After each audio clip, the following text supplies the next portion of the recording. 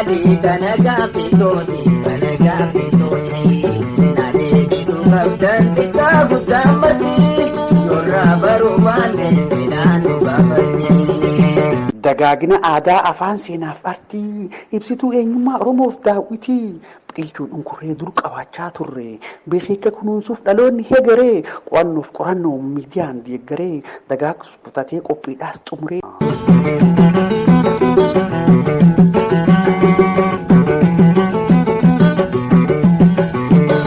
dhaloota heegareef hambisuuf waan dhayaa milkii kaayyoo colleef dhaabbannee waardiyyaa hojjechuun dirqama halkanii fi guyyaa dagaagsuudha afaan aadaa artiif seenaa qo'annoof qorannoon kan dhokates baafna ragaadhaan deeggarree addunyaa barsiisna abbaa tolaaf dadaa ta'uu mirkansina jalalaan hammachuun gamtaadhaan jiraanna daawwitii eenyummaa keenyaa kunuunsina qeensaan marifeensaa hoottaa wal utumna.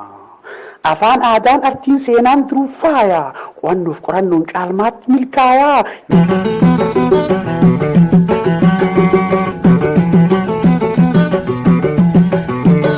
seenaan muuxannoodhaa madda beekumsaati dambalii kuufama heeraa fi seeraati aadaa waliin ammoo dhandhaarraa jiruuti qo'annoof qorannoon furtuu guddinaati dagaagfachuun daran kabaja nuggooti hamma faayidaa qaban afaan seenaaf artii aadaa keessatti garraata hundaaf daawwiti.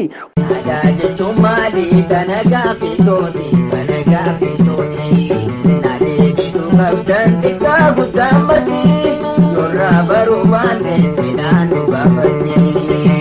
Dagaagina aadaa afaan artiif seenaa milkeessuuf ifaajjii ofirraa jalqabna kaayyoo kanaaf dhimmuun kan hunda keenyati barreeyyoon barsiifne seenaan nu gaafatti aadaa fi dagaagsuun dirqama lammiiti jabaadhu jabeessi kun eenyummaa keeti.